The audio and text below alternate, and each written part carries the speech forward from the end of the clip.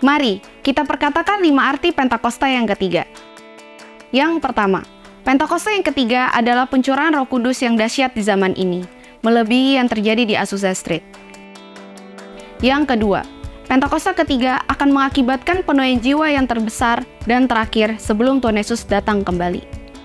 Yang ketiga, Pentakosta ketiga akan membangkitkan generasi Yeremia, yaitu anak-anak muda yang dipenuhi Roh Kudus, cinta mati-matian terhadap Tuhan Yesus, tidak kompromi terhadap dosa, dan akan bergerak untuk memenangkan jiwa.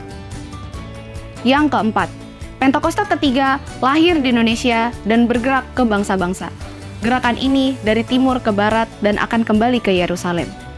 Yang kelima, Pentakosta ketiga akan memberikan kuasa untuk menyelesaikan amanat agung, dan setelah itu Tuhan Yesus datang kembali.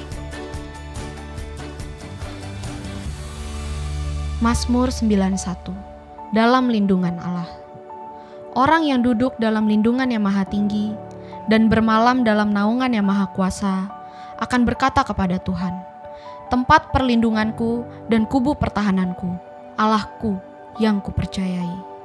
Sungguh, dialah yang akan melepaskan engkau dari jerat penangkap burung, dari penyakit sampar yang busuk. Dengan kepaknya, ia akan menudungi engkau. Di bawah sayapnya, engkau akan berlindung. Kesetiaannya ialah perisai dan pagar tembok. Engkau tak usah takut terhadap kedahsyatan malam, terhadap panah yang terbang di waktu siang, terhadap penyakit sampar yang berjalan di dalam gelap, terhadap penyakit menular yang mengamuk di waktu petang.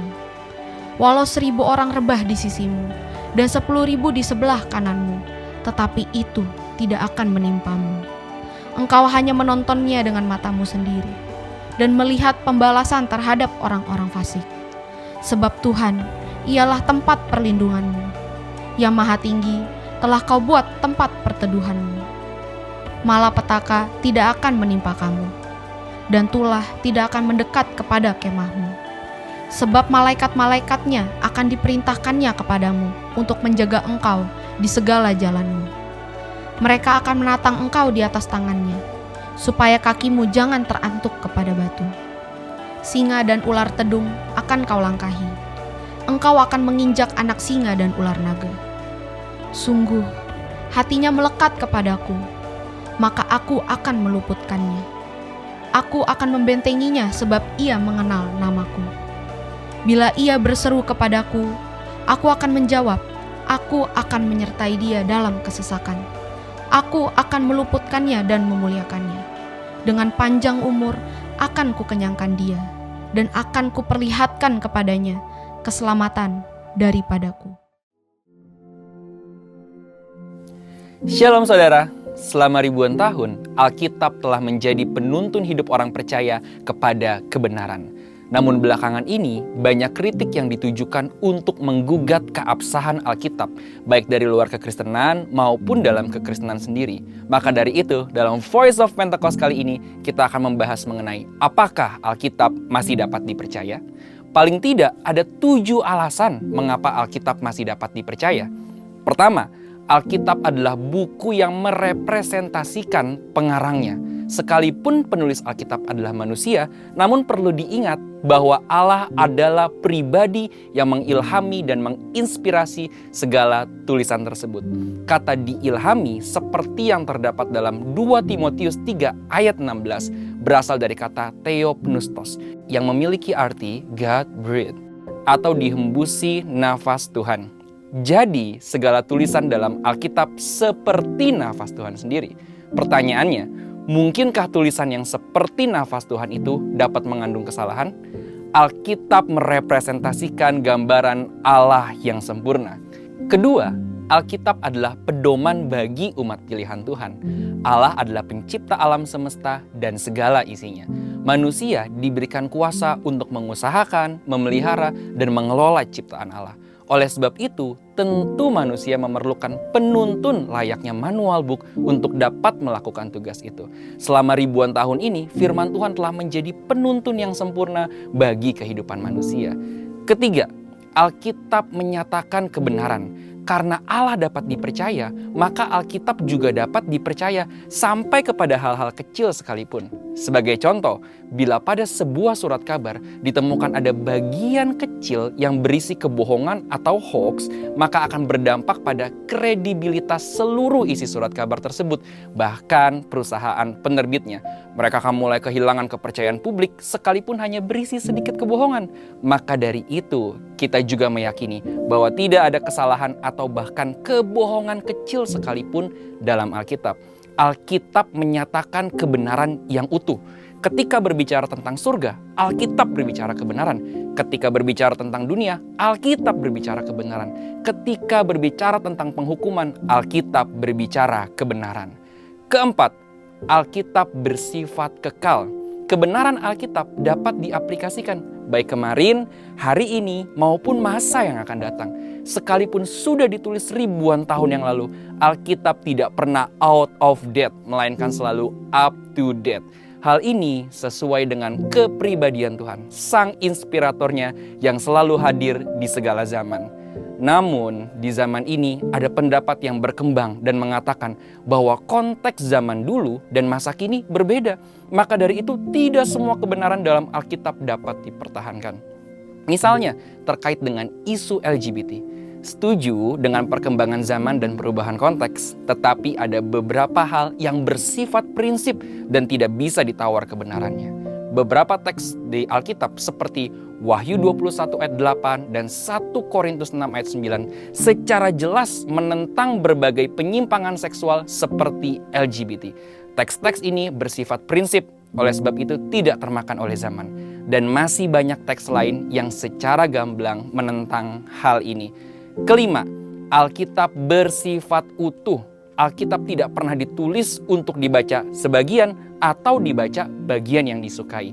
Mempelajari, membaca, dan merenungkan Alkitab harus secara utuh dan keseluruhan. Ada satu istilah populer yang mengatakan, jadilah orang Kristen yang Alkitabiah, bukan orang Kristen yang ayatiah. Setiap bagian dalam Alkitab ada untuk saling melengkapi dan memperdalam pengetahuan kita akan kebenaran. Keenam, Alkitab sanggup untuk mengoreksi hidup kita. Segala teguran dan koreksi yang terdapat dalam Alkitab sanggup untuk mengubah hidup kita menjadi lebih baik. Ketujuh, tuntunan Roh Kudus dalam perkembangan Alkitab. Sekalipun Alkitab mengalami dinamika dalam perkembangannya, misalnya terkait dengan proses penerjemahan dan perkembangan bahasa, kita meyakini bahwa Roh Kudus yang menginspirasi para penulis Alkitab adalah Roh Kudus yang sama yang mengawal perkembangan Alkitab dari masa ke masa. Maka dari itu, kita meyakini bahkan Alkitab yang kita baca dan pegang hari ini adalah Alkitab yang masih dapat dipercaya.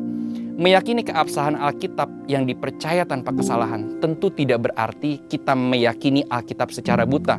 Tentu kita harus terus berusaha memahami dan memaknai Alkitab lebih dalam lewat iman, pikiran, dan berbagai pengetahuan. Dengan kerendahan hati, kita mempelajari firman Tuhan sambil terus berdoa dan meminta tuntunan Roh Kudus. Sehingga bukan kita yang menguasai firman, melainkan firman Tuhan yang menguasai hidup kita. Saudara, untuk penjelasan lebih lengkap dari tim teologi kami, silakan buka link yang ada di atas atau scan QR Code yang tersedia. Tuhan Yesus memberkati. Shalom. Mana suaranya jemaat yang diberkati, sorakan sorakan haleluya. Tema kita minggu hari ini adalah sukacita, saudara. Rasul Paulus berkata dalam Filipi 4 ayat 4 bilang begini, bersukacitalah dalam Tuhan. Sekali lagi, bersukacitalah dalam Tuhan. Katakan amin. Coba pandang kiri kanannya, orang yang bersukacita pasti tersenyum. Lihat kiri kanan saudara, semuanya tersenyum. Walaupun banyak masalah, pergumulan, belum ada jalan keluar, tetap bersukacita. Katakan amin. Lihat kiri kanan tos bilang begini, sukacita kita datang dari Tuhan Yesus. Come on everybody, clap your hand, here we go. Let's go. Woo. Come on, come on, come on. Yes. Everybody, masyurkan Tuhan, Jesus, oh, hey, hey. Sama-sama katakan, hey. Puji dan syukurku, haha.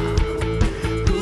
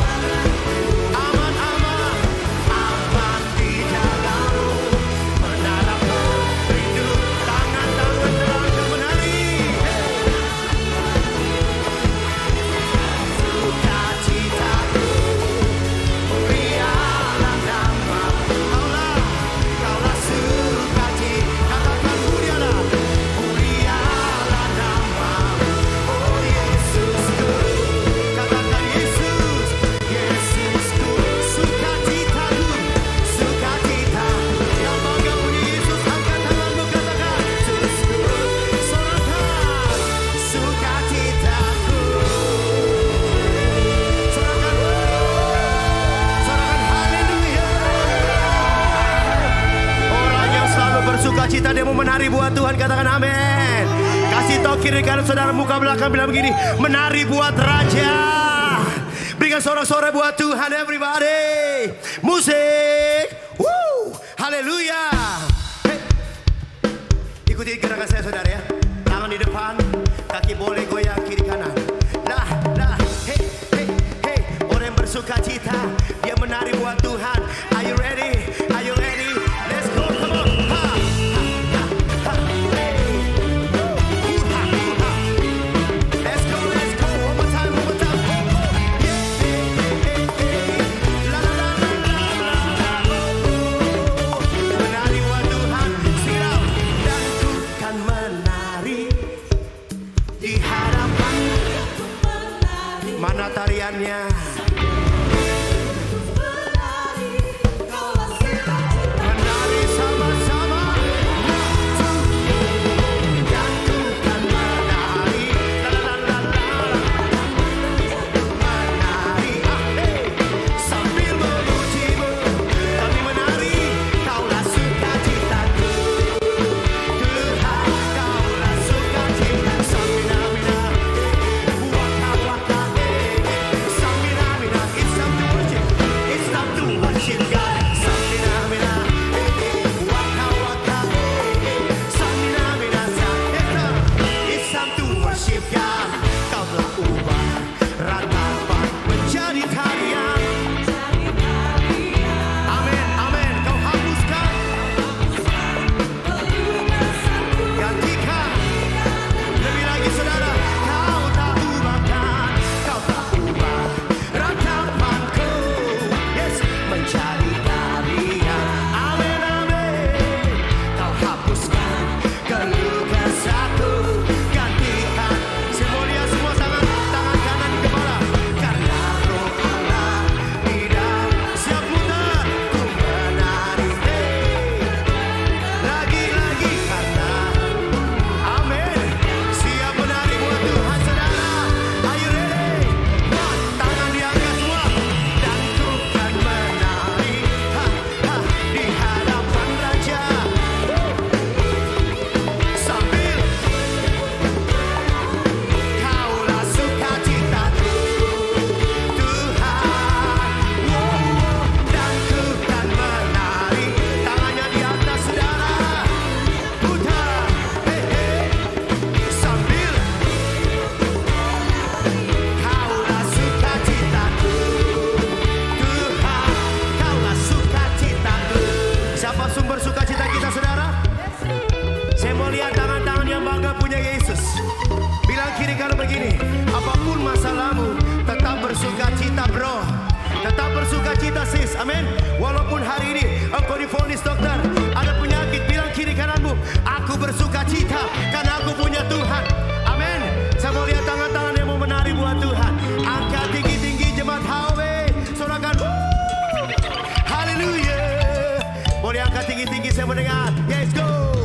Dan ku jemaat saja. Dahsyat-dahsyat. Wuha, wuha. Dari yang muda sampai senior, angkat tangan. 1, 2, oh, oh. Sampai di belakang menari. Ha, ha, ha. Let's go, let's go. Wuha. Hey, ikutin gerakan saya Bapak Ibu. Namanya tarian haleluya. Katakan amin. Siap? Are you ready? 1, 2, let's go. Dan ku kan menari. Putar, tangan diangkat. Kanan, kiri, depan, belakang, tangan diangkat. Boleh saya lihat cuma berapa yang menari buat Tuhan. Hehehe. Saudara, yang saya tahu HOW itu semangat memuji Tuhan. Yang saya tahu jemaat HOW itu semangat memuji Tuhan. Saudara kan tepuk tangan haleluya. Siap ya, kita menari ya. 1, 2, 1, 2, let's go. Ya, dan ku depan, angkat tangan putar. Asik. Ha. Mantap, tangan di atas putar. Are you ready? Are you ready? Here we go. 1, 2, hey, hey. Dan ku kan menari. Hey, putar. Hey, hey.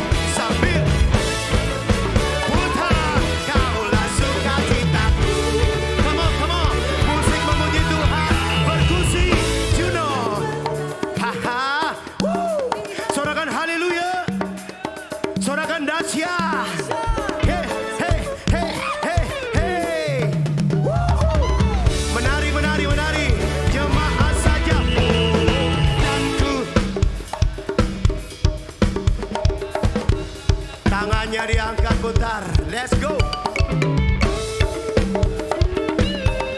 Masih jemaat, masih jemaat. Pakai gaya jemaat. One, two, oh, oh. Tangan di atas, putar. Mantap memang. Luar biasa, masuk surga semua. Hey, hey. Woohoo. Siap semuanya? Are you ready guys? Here we go. One, two, let's go. Dan ku kan menari. Ha, ha, putar. Oh. Hey, hey. Sambil putar. Kaulah sukacitaku. Tuhan, kaulah sukacita. Samina, mina, waka, waka, samina, mina, sang. It's time to worship God. Samina, mina, waka, waka, samina, mina, sang. It's time to worship God. Sorakan haleluya. Sorakan haleluya. Sorakan haleluya. Sorakan haleluya. Kaulah sukacitaku, Tuhan, kaulah sukacitaku. Oh, Tuhan, kaulah sukacitaku. Tuhan, kaulah sukacitaku. Tepuk tangan buat sumber sukacita kita, saudara. Sorakan haleluya. Sorakan haleluya. Sorakan haleluya. Oh. Yang gak bangga punya Tuhan Yesus, berikan seorang-seorang sekali lagi, saudara. Saya percaya tepuk tangan bisa lebih dahsyat lagi buat Tuhan. Dahsyat.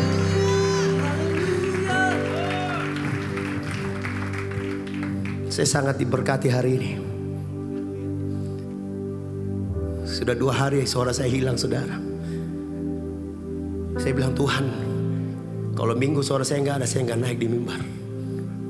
Puji Tuhan, tadi pagi Tuhan berikan saya sukacita. Sukacita bukan datang dari luar, sukacita datang dari hati yang paling dalam. Dan hari ini saya bisa berdiri memuji Tuhan.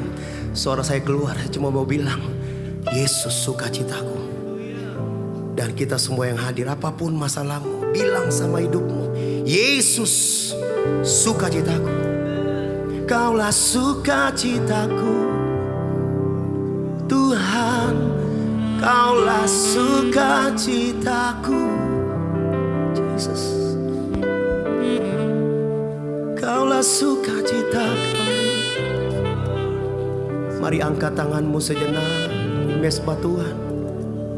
Bersyukur buat Tuhan, bersyukur buat kebaikannya yang dahsyat. Kami bangga punya Tuhan yang hidup. Indah baya syarala bayara laba laba, shikiara labo laba sikiara laba laba.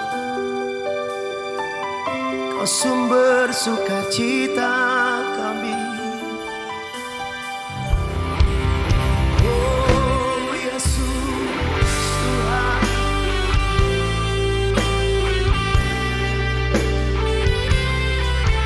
Haleluya.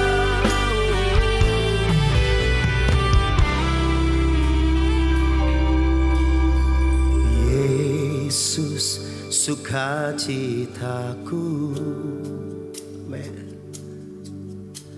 Yesus kekuatanku, penolong dalam kesesakan. Kau sangat terbukti.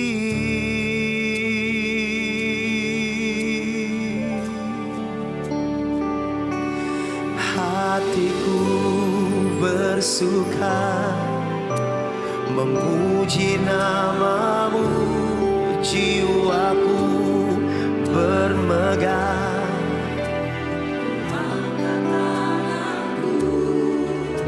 Apapun yang terjadi dalam keadaanku, sukacitaku hanya di dalammu.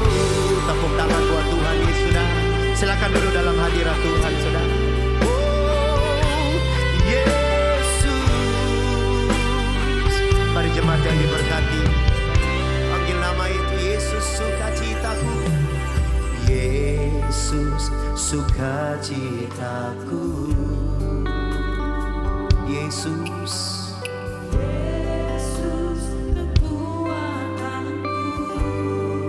Kau penolong kami.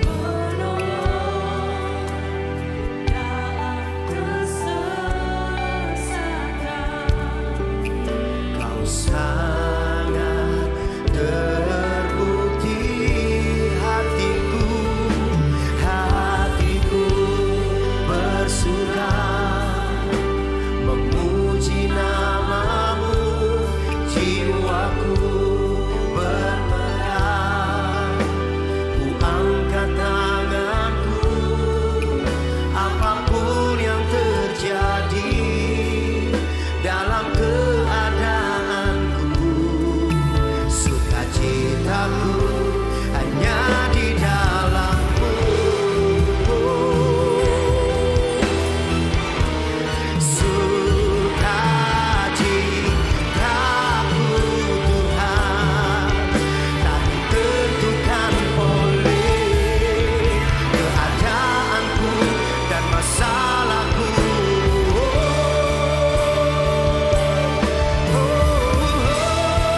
Hatiku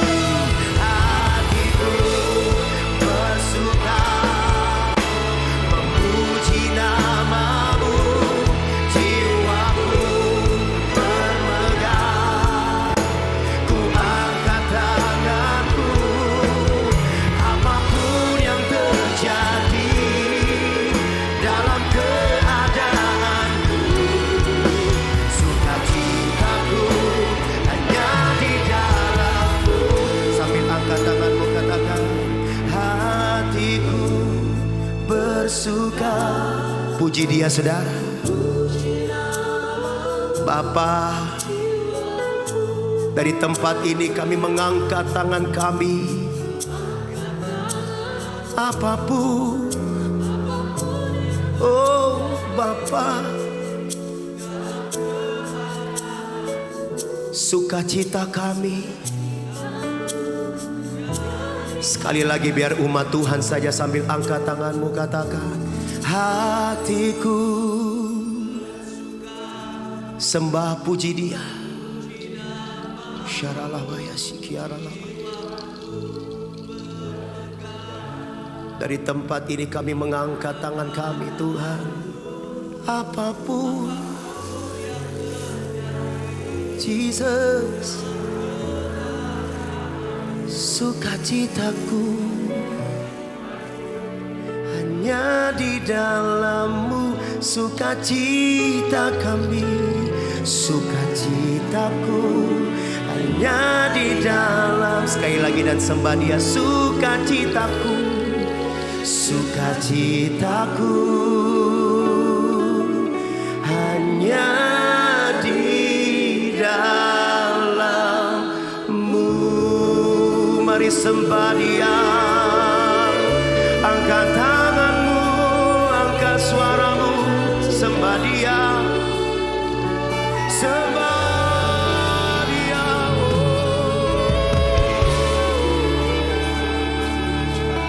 Sembah Dia, Allah yang dahsyat.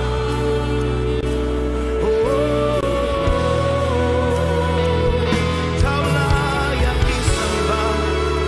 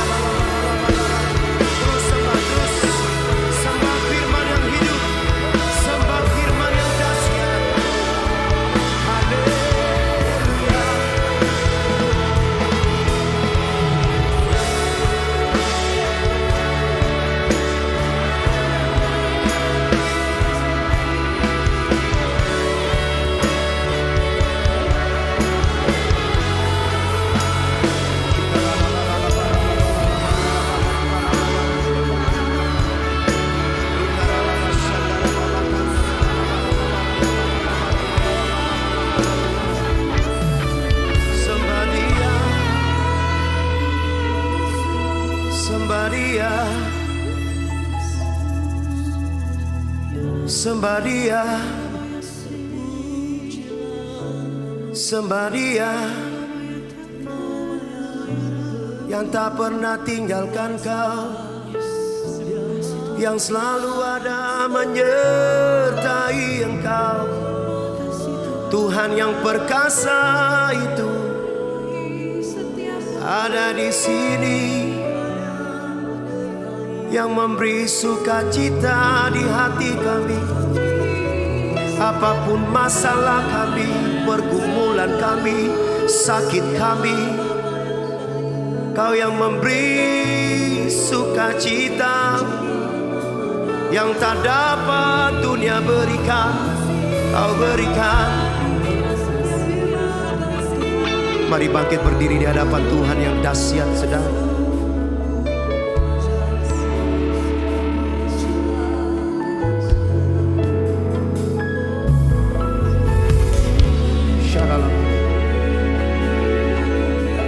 Kau melihat hati kami, jauh ke dalam hati kami. Kami tetap bersuka,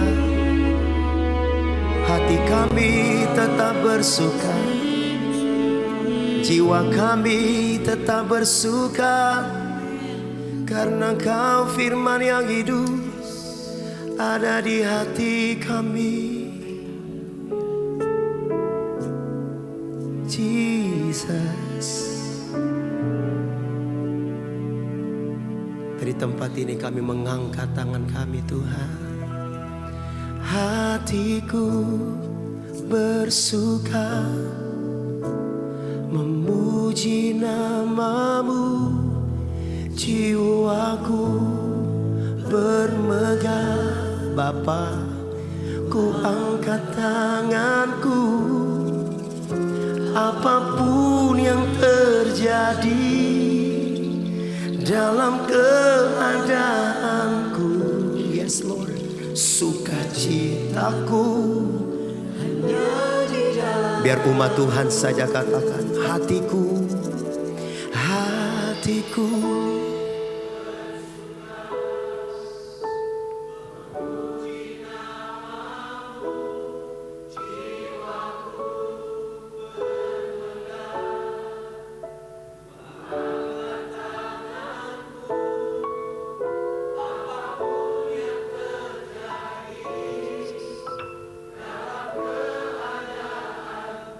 Sukacita kami.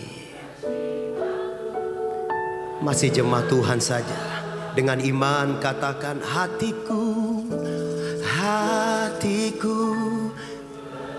Jesus. Jiwa kami bermegah Tuhan.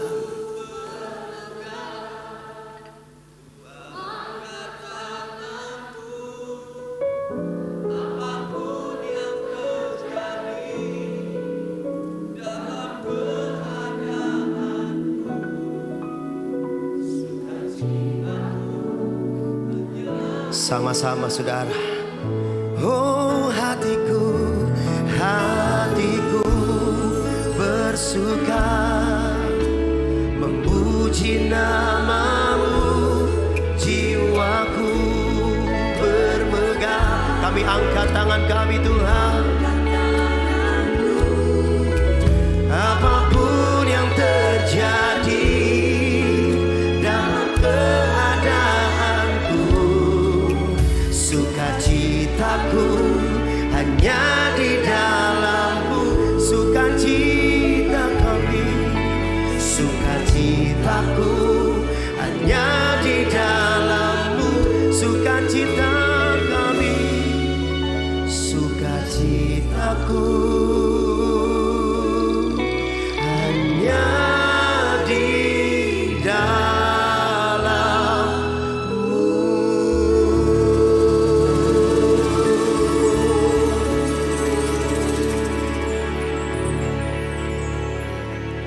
Haleluya. Anugerah-Mu besar, kasih karunia-Mu luar biasa. Itu sebabnya kami hari ini berdiri di tempat ini Tuhan. Masih diberikan nafas, masih diberikan kesempatan sama Tuhan. Itu sebabnya Tuhan, Di sisa hidup kami ini Tuhan, kami gak mau sia-siakan. Setiap hari kami mau tahu dan kami mau sadar bahwa Tuhan yang menopang kami. Tidak ada satupun dari kekuatan kami yang sanggup menopang kami. Hanya di dalam Kristus Yesus. Hanya firman-Mu yang bisa menopang kami. Itu sebabnya Tuhan, kami berikan hidup kami. Dan kami sadar bahwa tubuh kami adalah bait-Mu. Itu sebabnya kembali hari ini bersihkan Tuhan. Kembali hari ini Tuhan, atur dengan baik. Karena kami mau supaya hati dan pikiran kami selalu seturut dengan apa yang Kau katakan. Terima kasih Bapa yang baik. Seperti hari ini kami seperti Maria mau duduk tenang. Dan kami percaya Tuhan, isi hati-Mu Kau curahkan kepada kami. Hanya di dalam nama Tuhan Yesus, kami sambut firman-Mu, firman yang indah, firman yang luar biasa, yang selalu keluar dari mulut-Mu Tuhan. Yang senantiasa menguatkan kami. Kita sama-sama katakan, amin. Amin, amin, amin, amin. Shalom Bapak Ibu.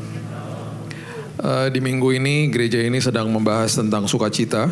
Dari beberapa minggu lalu saya lihat topik-topiknya sudah membahas damai. Dan minggu ini sukacita. Seperti tadi kita nyanyikan, sukacita itu tidak tergantung dengan kondisi kehidupan. Dan sukacita itu tidak bisa diganggu-gugat dengan apapun kondisi dalam hidup kita. Kenapa? Karena memang ada kebenarannya. Beberapa bulan yang lalu saya udah pernah bagikan sebagian daripada ini. Saya akan ingatkan lagi dasar-dasarnya dan kemudian kita sambung kepada apa yang Tuhan mau lakukan dalam hidup ini. Dan Tuhan biasanya buktikan bahwa sukacita itu tidak tergantung sama kondisi hidupmu. Buka sama-sama saya di Galatia pasal yang kelima ayat 22 dan 23. Galatia pasal yang kelima ayat 22 mengatakan, tetapi buah roh ialah kasih, sukacita, damai sejahtera, kesabaran, kemurahan, kebaikan, kesetiaan, kelemah lembutan, dan penguasaan diri. Kalau kita lihat urutannya, itu sangat jelas dikatakan kasih menuju kepada sukacita, sukacita menuju kepada damai sejahtera. Kemudian ada kesabaran dan seterusnya, ada 9. Sukacita itu adalah bagian daripada buah roh. Selama roh Tuhan ada di dalam kita, dan dia tidak pernah tinggalkan kita. Dan kalau kita mengerti prinsip ini, sukacita itu sudah disediakan bagi saudara dan saya. Nah, seringkali yang kita sering salah artikan, sukacita itu tidak sama dengan yang namanya kebahagiaan. Sukacita tidak sama dengan yang namanya kesenangan. Bahasa Inggris daripada sukacita adalah joy. The joy of the Lord is my strength. Nehemia katakan. Sukacita Tuhan adalah pertolonganku. Sukacita Tuhan adalah perlindunganku. Nah, sukacita itu letaknya di dalam rohnya manusia, merupakan buah roh. Apapun yang menjadi buah roh itu tidak bisa diganggu-gugat sama apapun kondisi dunia dan tidak bisa dicuri sama iblis. Jadi jangan samakan sukacita itu dengan kesenangan. Karena joy is not the same with happiness. Happiness itu bahasa Inggrisnya dari kesenangan atau kebahagiaan. Kesenangan sama kebahagiaan itu letaknya di dalam jiwanya manusia. Itu melingkupi yang namanya pikiran, melingkupi yang namanya emosi manusia. Dan manusia biasanya mengejar kesenangan karena memang kesenangan itu bisa didapat dengan usaha kita. Bisa didapat dengan usaha kita. Kita bisa melakukan hobi kita senang langsung. Kita bahkan bisa melakukan dosa, kita bisa senang sesaat pastinya. Dan kita bisa juga mengalami yang namanya ketenangan. Makanya saya gak heran kalau orang habis ngambil narkoba bilang ini, gue tenang kalau ngambil narkoba. Ya pastilah. Nah, kesenangan sama ketenangan itu letaknya di dalam jiwa.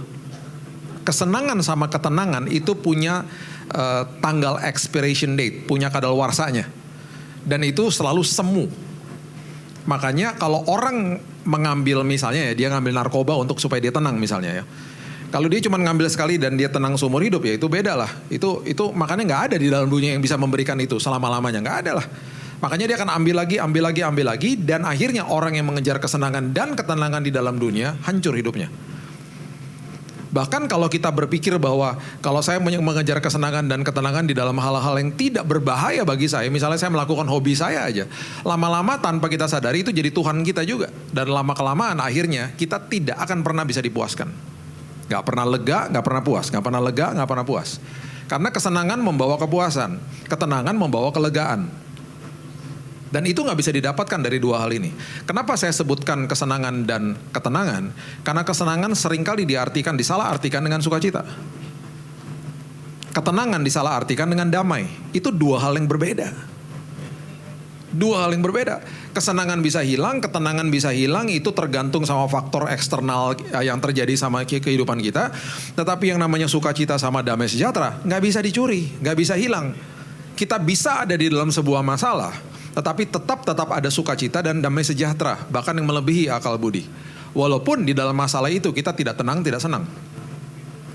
Ya, ada buktinya, adalah. Nah gini, firman Tuhan ini ditulis dalam kurun waktu 1500 tahun oleh sekitar 40 penulis dalam 3 bahasa, dalam kultur yang berbeda, dalam musim yang berbeda, dalam negara atau bagian atau kota yang berbeda. Semuanya tidak ada yang kontradiktif, tidak ada. Karena sumbernya satu, yaitu Tuhan. Nah itu sebabnya ketika kita lihat narasi-narasi seperti begini, kita juga perlu pahami bahwa firman Tuhan udah kasih kuncinya. Oke, urutannya yang tadi dikatakan sama Paulus di kitab Galatia, kasih, sukacita, damai sejahtera. Itu urutannya begitu. Ditulis sama Yohanes, dipertajam lagi sama Paulus nanti di kitab Filipi, dikasih tahu memang urutannya begitu. Coba lihat Yohanes pasal yang ke-15. Yohanes pasal yang ke-15 ayat 9 sampai 11. Yohanes 15 ayat 9 sampai 11. Firman Tuhan mengatakan begini. Seperti Bapa telah mengasihi aku, demikianlah juga aku telah mengasihi kamu, tinggallah di dalam kasihku. Tinggal di dalam kasihku, kasih. Stay in my love. Bahasa Yunaninya meno. Artinya saya sudah mengasihi kamu terlebih dahulu, sekarang continue, tinggal di dalam kasihku. Jikalau kamu menuruti perintahku. Maksudnya apa sih tinggal di dalam kasihnya? Jikalau kamu menuruti perintahku, ketika kamu hidup di dalam firman Tuhan, ketika kamu tidak anggap enteng firman Tuhan, ketika kamu hidup di dalam firman Tuhan, kamu akan tinggal dalam kasihku. Dikasih tahu kuncinya sama dia. Seperti aku menuruti perintah Bapakku dan tinggal di dalam kasihnya. Seperti aku menuruti perintah Bapakku, tinggal di dalam kasihnya. Perhatikan ayat 11. Semuanya itu kukatakan kepadamu supaya sukacitaku akan ada di dalam kamu dan sukacitamu jadi penuh. The fullness of joy. Jelas ya, kasih membawa kepada sukacita. Tadi di Galatia buah roh apa? Kasih, sukacita. Urut Paulus nggak sembarangan tulis. Semua tulisan-tulisan di dalam Alkitab itu dari isi hati Tuhan, nggak sembarangan tulis. Makanya urutannya begitu. Ditulis sama Yohanes loh di sini. Dalam kurun waktu yang berbeda. Dan mereka sama sekali, ya mereka kenal, tapi sama sekali dalam kurun waktu yang berbeda.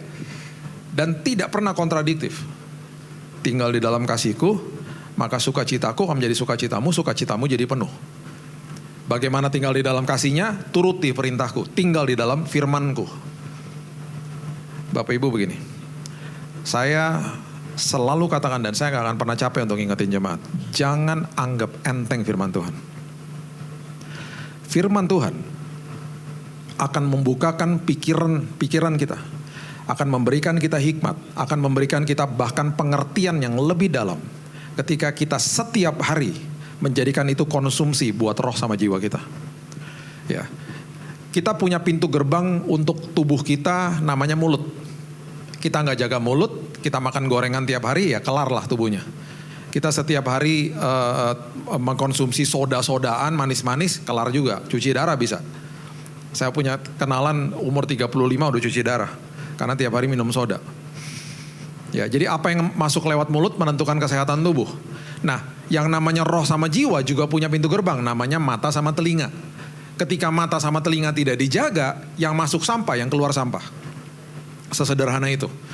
Nah, itu sebabnya baca dan dengar firman Tuhan, tinggal di dalam kasihnya. Karena itu sebabnya jika itu yang kita lakukan dan kita tidak anggap enteng hal-hal seperti itu, kita akan makin mengerti dan akhirnya dibuktikan sama Tuhan sendiri bahwa sukacitaku menjadi sukacitamu jadi penuh. Dan itu yang kamu butuhkan. Karena Tuhan tahu kita hidup di dalam dunia yang penuh dengan dosa, di dalam kegelapan dunia, kita pasti melewati masalah. Tuhan tahu di titik-titik itu kesenangan kita hilang, ketenangan kita hilang, itu sebabnya Dia topang hidupnya manusia. Baca dulu deh, Ibrani 1 ayat 3 coba lihat. ntar dipikirnya kata saya lagi. Ibrani 1 ayat 3 ya, coba lihat ya. Ibrani 1 ayat yang ketiga mengatakan begini. Ia adalah cahaya kemuliaan Allah dan gambar wujud Allah dan menopang segala yang ada dengan firman-Nya. Dia menopang segala yang ada dengan firman-Nya yang penuh kekuasaan. Kenapa sih firman dibilang menopang hidup manusia? Karena segala sesuatu yang tadinya tidak ada jadi ada itu semuanya lewat firman.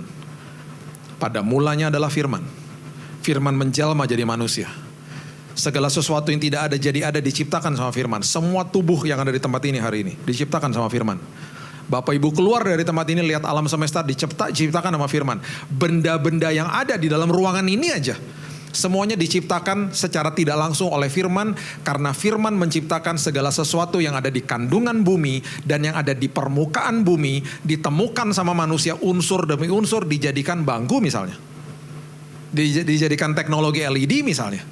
Dijadikan prosesor di dalam HP kita misalnya.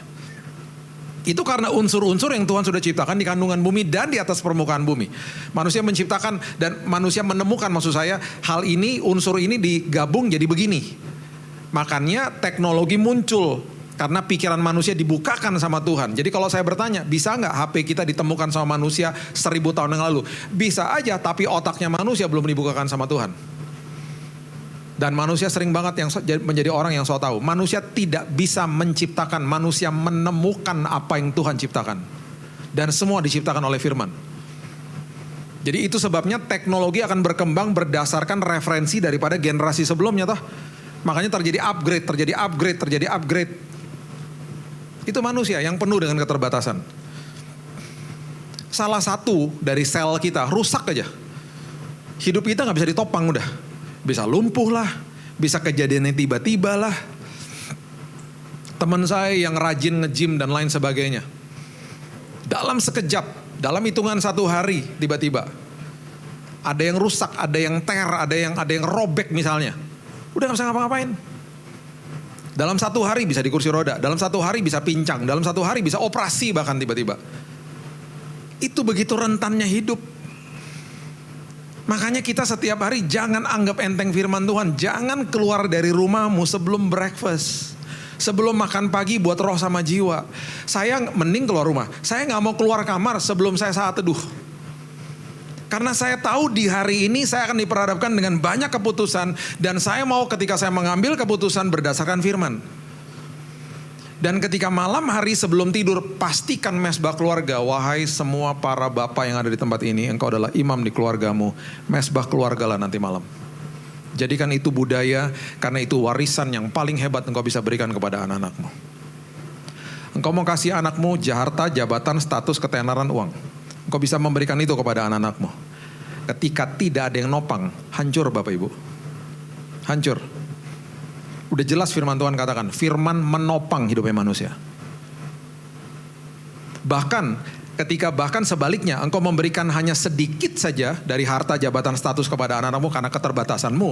Ketika ditopang jadi firman sama anak-anakmu, jadi besar nantinya. Itu warisan yang paling luar biasa. Saya dari anak-anak kecil, mesbah keluarga kami di rumah, itu bukan cuma duduk, kamu doa, 5 menit selesai. Nggak ada kayak begitu. Kelompok sel, kalau di sini kenal dengan cool toh. Kelompok sel kita malam-malam, bisa sejam. Besok kamu yang bawa firman ya, mereka renungan.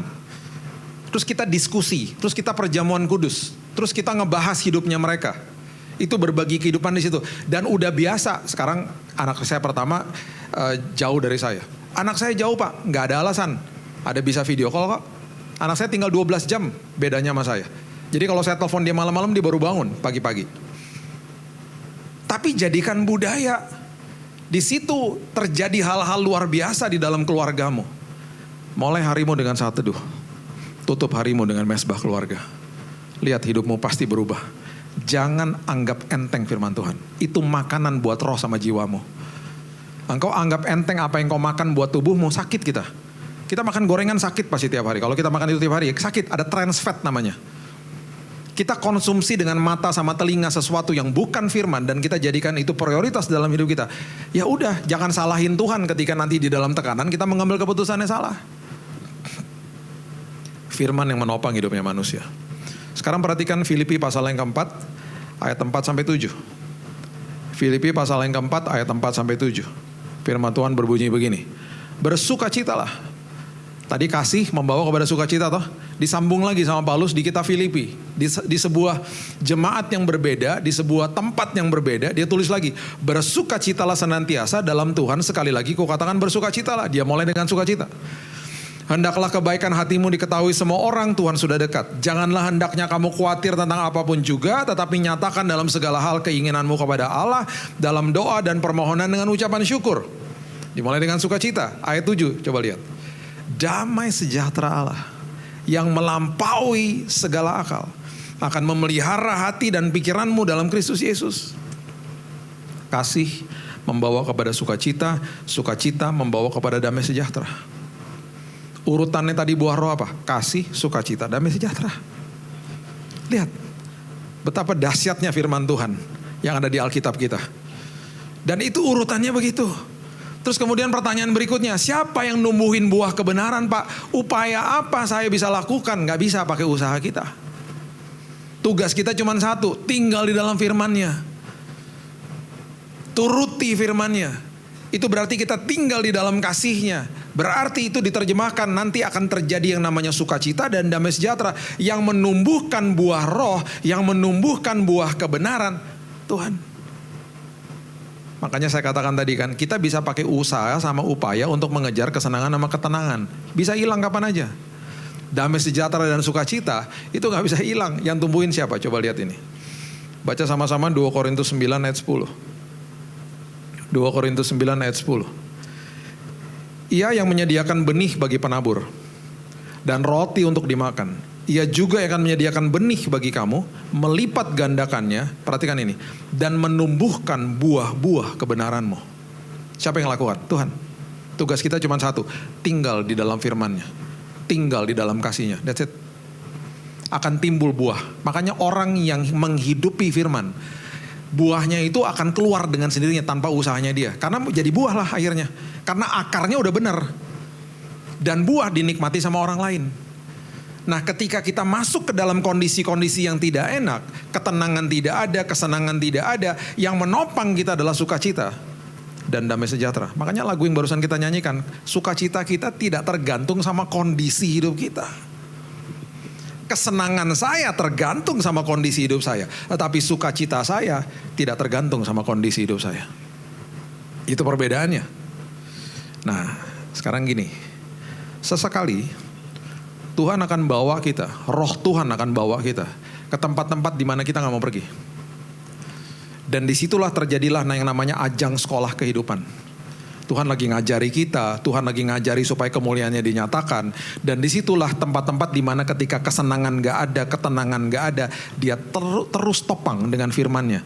Yang di dalamnya ada buah roh, yang di dalamnya ada sukacita, yang di dalamnya ada damai sejahtera. Itu dibutuhkan di momen-momen seperti itu. Yeskel 37 ayat pertama, coba lihat. Ini sebuah visi yang Tuhan berikan kepada Yeskel dan dia dibawa ke tempat yang betul-betul saya juga kalau baca horor banget gitu ya. Dikatakan begini, lalu kekuasaan Tuhan meliputi aku dan ia membawa aku keluar dengan perantaraan rohnya. Dan menempatkan aku di tengah-tengah lembah dan lembah ini penuh dengan tulang-tulang. Tuhan lewat rohnya membawa Yeskel ke lembah tulang-tulang, tulang-tulang kering. Ayat 2 dikatakan, ia membawa aku melihat tulang-tulang itu berkeliling-keliling dan sungguh amat sangat bertaburan di lembah itu. Lihat tulang-tulang itu amat kering, horor banget. Ini berarti lembah di mana orang udah banyak yang mati, prajurit-prajurit yang jumlahnya ribuan, tulangnya ada kemungkinan jumlahnya jutaan di situ. Dan ini bekas orang-orang tewas gara-gara sebuah pertempuran yang besar. Lalu ia berfirman kepadaku, hai anak manusia, dapatkah tulang-tulang ini dihidupkan kembali? Aku menjawab, ya Tuhan Allah, Engkaulah yang mengetahui. Lalu firman-Nya kepadaku, bernubuatlah mengenai tulang-tulang ini. Katakanlah kepadanya, hai tulang-tulang yang kering, dengarlah firman Tuhan. Katakan kepada apa yang kering dalam hidupmu, dengarlah firman Tuhan, hidupi firman Tuhan. Engkau akan tinggal dalam kasih-Ku, engkau akan sadar aku sangat mengasihimu. Beginilah firman Tuhan Allah kepada tulang-tulang ini. Aku memberi nafas hidup di dalammu supaya kamu hidup kembali. Aku akan memberi urat-urat padamu dan menumbuhkan daging padamu. Aku akan menutupi kamu dengan kulit dan memberikan kamu nafas hidup supaya kamu hidup kembali dan kamu akan mengetahui bahwa akulah Tuhan. Lalu aku bernubuat seperti diperintahkan kepadaku. Dan segera sesudah aku bernubuat kedengaranlah suara, sungguh suatu suara berderak-derak. Dan tulang-tulang itu bertemu satu sama yang lain. Tulang-tulang yang sudah berserakan diperintahkan di atas firman. Itu yang membuktikan firman itu menopang hidupnya manusia segitu dahsyatnya. Tiba-tiba timbul urat, timbul yang namanya daging, timbul yang namanya kulit. Sedang aku mengamat-ngamatinya, ayat 8. Lihat urat-urat ada, daging tumbuh padanya, kemudian kulit menutupinya, tetapi mereka belum bernafas. Dan kemudian Tuhan menyuruh Yehezkiel untuk mengembuskan, memerintahkan nafas ke dalam tubuh-tubuh yang sudah terbentuk ini. Di ayat yang ke-10 dikatakan, lalu aku bernubuat seperti diperintahkannya kepadaku, dan nafas hidup itu masuk ke dalam mereka, sehingga mereka hidup kembali. Mereka menjejakkan kakinya suatu tentara yang sangat besar. Dari tulang-tulang hidup menjadi barisan tentara yang sangat besar. Semuanya cuma karena firman. Tuhan lagi buktikan di sebuah lembah yang kita gak mau pergi. Bahkan kita gak mau di tempat-tempat tertentu. Dimana ketika dia pimpin kita. Makanya pimpinannya Tuhan itu selalu ada di dalam jalan-jalan yang juga kita gak mau pergi. Tapi itu pelatihan-pelatihan rohani, sekolah kehidupan terjadinya di situ. Ketika ketenangan gak ada, ketika kesenangan gak ada, dia lagi bilang sama kita, damai sejahtera, sukacita yang ada di dalam hidupmu akan menopang engkau. Karena kamu tinggal di dalam firmanku. Aku yang menumbuhkan buah kebenaran biar dunia tahu kemuliaanku terjadi atas hidupmu. Di dalam kamar rumah sakit, ketika saya kena kanker darah, teman-teman saya kalau masuk bilang begini, kok lu ada harapan sih? Kok lu ngomongnya positif sih? Saya bilang gini, ini semuanya karena lu lagi menikmati buah daripada pohon kehidupan. Yang nikmati buah kan orang lain. Lu lagi menikmati buah yang namanya sukacita sama damai sejahtera. Bukan karena kuat dan gagah gue lah, saya bilang gitu. Ini semuanya karena sederhana, gue cuma tinggal di dalam firmannya, that's it. Lu lagi menikmati hari ini lu masuk ke sini. Itu aja, itu yang saya katakan kepada teman-teman saya yang datang ke kamar saya. Di tanggal 11 Januari, mungkin Bapak Ibu udah pernah dengar sedikit lah dari kesaksian saya. Tanggal 11 Januari ada seorang dokter namanya Dr. Grace masuk ke kamar saya sebelum saya di kemo.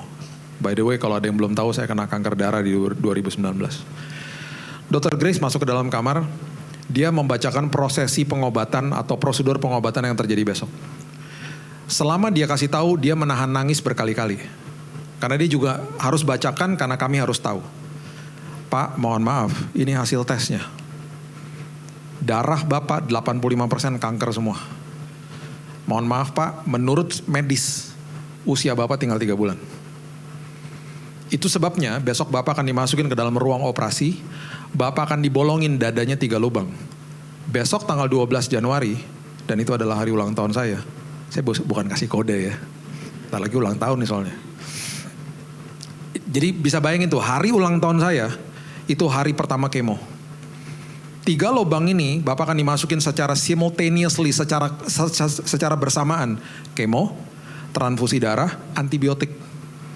Karena Bapak akan kelojotan, makanya ada antibiotik. Pak, besok suster akan masuk ke kamar pakai baju APD, Bapak jangan kaget. Ada tanda nuklir, bukan nuklir Pak.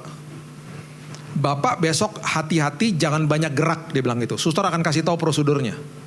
Terus dia ngomong, Pak, besok jangan sampai cairan daripada kemo yang di dalam kantong itu tumpah. Atau netes saja, karena sangat berbahaya Pak. Kalau sampai netes jatuh ke tangannya suster atau jatuh ke kulit Bapak, kulitnya Bapak melepuh. Terus dia mulai diem, dia tahan nangis. Dia ngomong gini, mohon maaf Pak, 3,5 liter dari cairan itu akan diinjeksi ke tubuh Bapak non-stop 1 minggu. Saya udah mulai ketakutan di situ. Terus dia teruskan, kalau saya tadi kasih analogi 1 tetes melepuhkan kulit, berarti 3,5 liter akan melepuhkan organ-organ di dalam tubuh Bapak. Setelah 1 minggu, Bapak akan kelojotan, Bapak akan panasnya 41 derajat, leukosit darah putih Bapak akan menginjakan titik 0, Bapak akan kena sepsis shock, infeksi akut, Bapak akan kelojotan, Bapak akan ditarik masuk ke dalam ICU, Bapak akan koma, Bapak pakai ventilator, Bapak mati, Pak. Terus saya bilang gini, ngapain diobatin? Dia bilang, Pak, ini hanya untuk memperpanjang usia Bapak jadi 6 bulan karena 70% dari pengobatan ini gagal total. Terus dia mulai tahan nangis. I'm so sorry. Terus dia kasih form. Dia bilang, please sign it.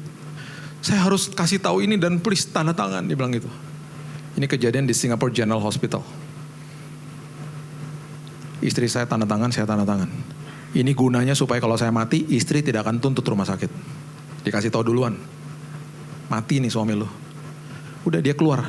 Dia salamin tangan istri saya, dia salamin tangan saya, dia keluar. Waktu dia keluar, saya lihat-lihatan sama istri saya. Kita nangis berdua. Saya teringat sama anak-anak saya. Kita nangis berdua. Tiba-tiba ada suara ngomong gini. Bill, tadi pagi baca apa? Saya bilang, mana ingat Tuhan. Gue lagi ketakutan. Tadi pagi, apaan ya? Terus saya cuma bilang, Amsal 4. Terus tiba-tiba suaranya bilang ini, baca lagi. Saya baca lagi nih, ini ayatnya begini. Amsal 4 ayat 20 sampai 23. Hai anakku, perhatikanlah perkataanku, perhatikanlah firmanku. Arahkan telingamu kepada ucapanku. Oke. Kemudian dikatakan begini ayat 21. Janganlah semuanya itu menjauh dari matamu. Simpan di dalam lubuk hatimu. Kenapa? Karena itulah yang menjadi kehidupan bagi mereka yang mendapatkannya dan kesembuhan bagi seluruh tubuh mereka.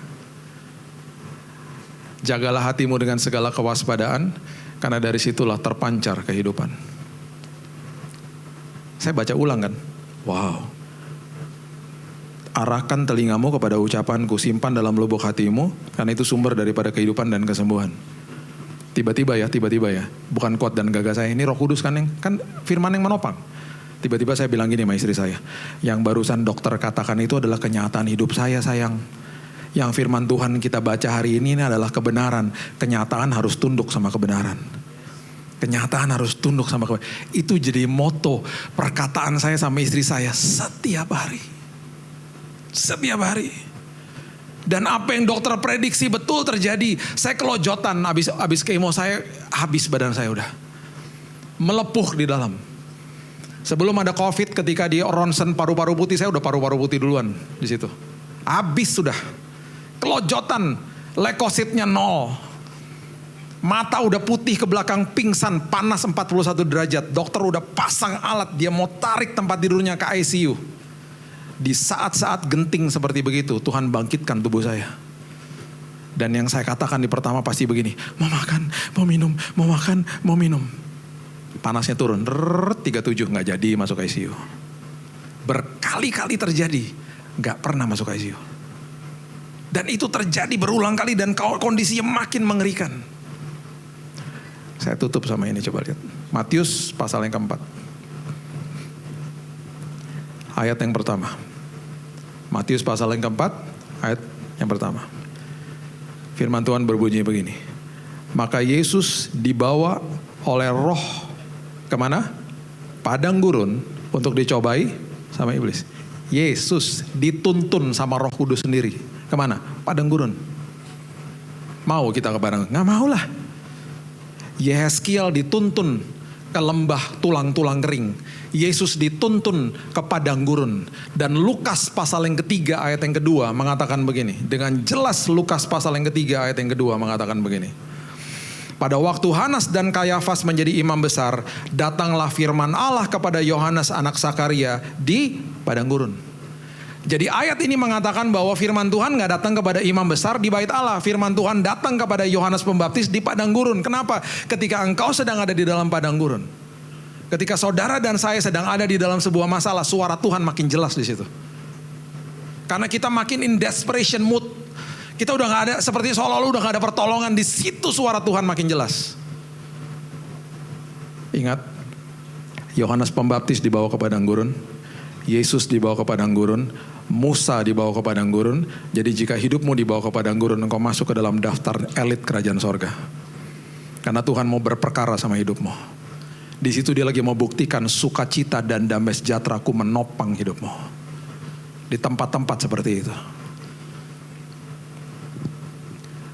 Kejadian yang saya katakan tadi, kejadian itu akhirnya terjadi lagi di satu momen di mana saya tidak tahu itu akan terjadi terakhir kali. Karena saya diluputkan berkali-kali toh masuk ICU.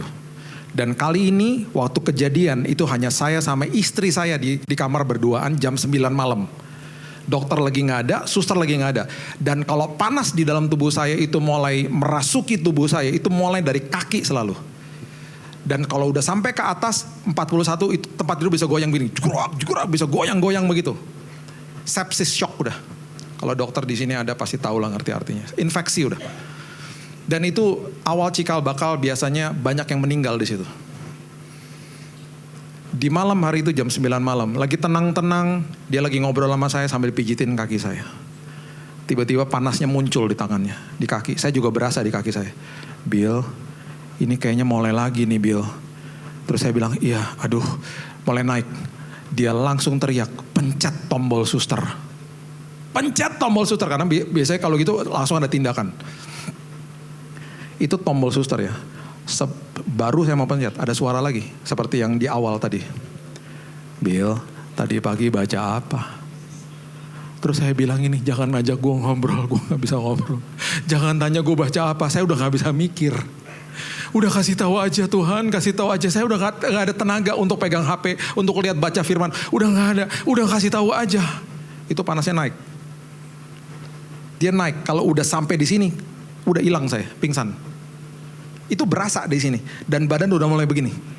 Dan di monitor udah kelihatan tuh teng 37, 38, 30 naik tuh panasnya udah. Dan itu cepat banget. Sampai di sini saya bilang, buruan Tuhan, buruan ngomong aja. Tiba-tiba Roh Kudus bilang begini. Tadi pagi itu kamu baca Matius 4 yang tadi. Terus apa yang Yesus katakan ketika dia dicobai? Mana gue ingat. Yesus ngomong apa juga saya gak ingat udah. Cepetan Tuhan, udah capek banget, udah mulai kelojotan soalnya. Itu Roh Kudus sendiri yang bilang. Tadi pagi waktu kamu baca, di 3 pencobaan, dia selalu jawab, dimulai dengan kalimat, ada tertulis. It is written. Dan dia kutip firmannya sendiri. Bill, katakan ada tertulis, kutip firman yang menguatkan dirimu. Saya teriak. Istri saya udah teriak-teriak juga. Cepet pencet tombolnya. Saya lepas tombolnya.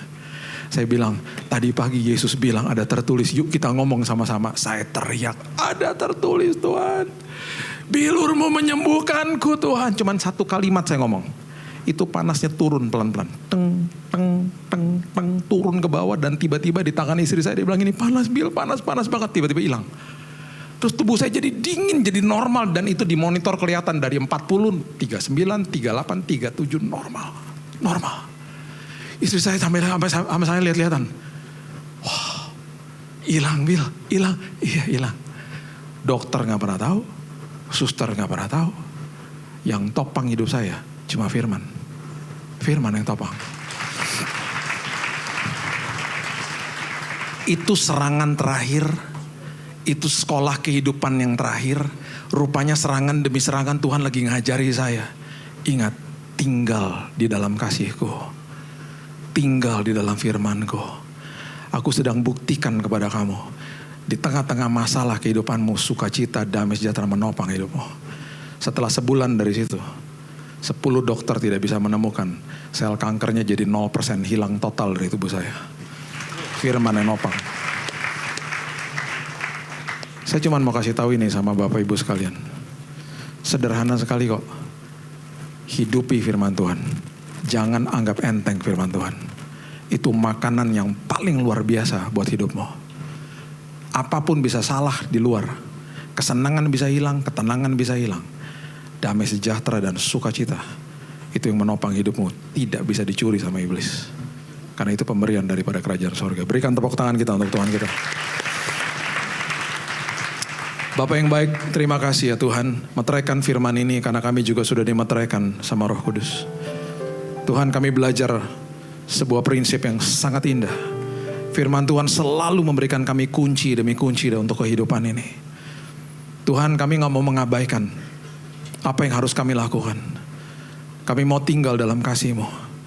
Kami mau belajar terima kasih itu Tuhan. Bagaimana kami bisa mengerti? Kami harus tinggal di dalam firman-Mu. Kami mau jadikan firman itu Tuhan gaya hidup kami setiap hari. Saat teduh kami, mesbah keluarga kami. Dan kami mau komitmen untuk bagikan itu kepada anak-anak kami Tuhan.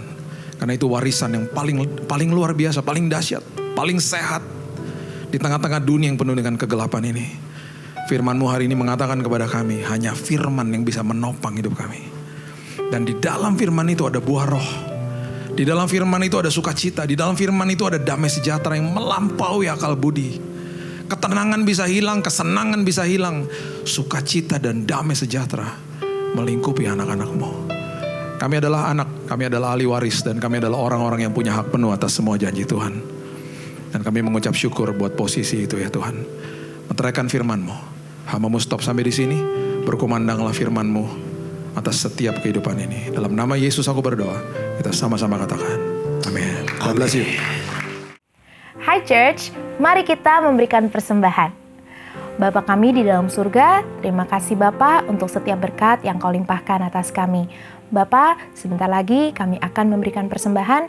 Biarlah Engkau yang memberkati setiap tangan-tangan yang memberi, juga Kau memberkati setiap orang yang mengelola persembahan ini. Bapa, biarlah persembahan ini boleh Kau pakai lebih lagi Tuhan untuk memperluas kerajaan-Mu. Terima kasih ya Bapa, kami siap untuk memberi dengan penuh sukacita.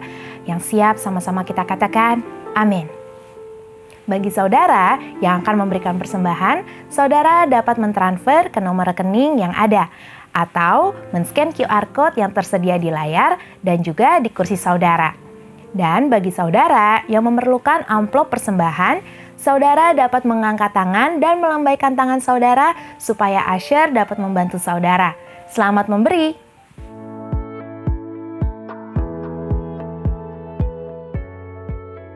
Dan berikut adalah pengumuman kegiatan Puri Intergen Church minggu ini. Mari bersama-sama merasakan dan mengalami hadirat Tuhan dalam kesatuan generasi di doa dan penyembahan Intergen Kolektif bersama DNA Worship, DNA Zil, dan Kefas dari Zui Church LA dengan firman Tuhan yang akan disampaikan oleh PDM Dr. Dio Angga Pradipta Selasa 2 Desember 2025 jam 7 malam di ruangan Revival Hall Gedung House of Blessing. Hai wanita-wanitanya Tuhan, saatnya kita kembali berkumpul dalam ibadah Women in Christ pada Kamis 4 Desember 2025 di GB Purinda Mall Basement G4 Zona Merah. Firman Tuhan akan dilayani oleh hambanya Pastor Lili Sulistyo. Gloria,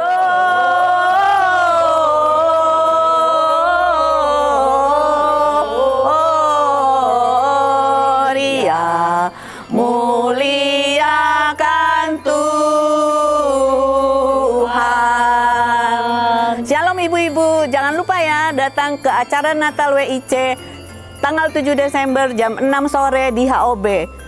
See you.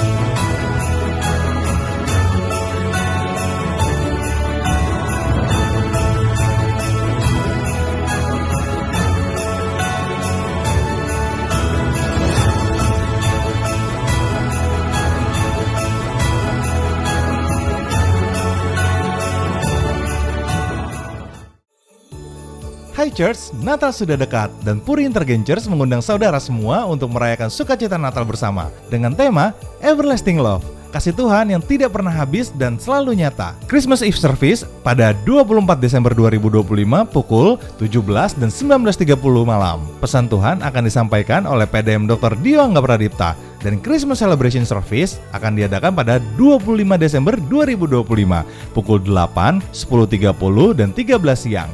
Dengan firman Tuhan yang akan disampaikan oleh Pendeta Samuel Gunawan. Semua ibadah akan diadakan di gedung House of Blessing. Ajak keluarga, teman, dan siapapun yang saudara sayangi. Yuk sama-sama kita rayakan Natal, merasakan kasih Tuhan yang kekal dan menikmati momen penuh sukacita di akhir tahun ini.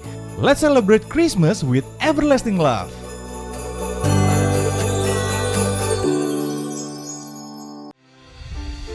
Puri Intergen Church bekerja sama dengan Talenta Tour and Travel Specialist mengadakan perjalanan rohani ke Israel, Promised Land Prophetic Journey pada tanggal 12 sampai 23 Januari 2026 bersama Pastor Samuel Gunawan dan Pastor Dio Gunawan.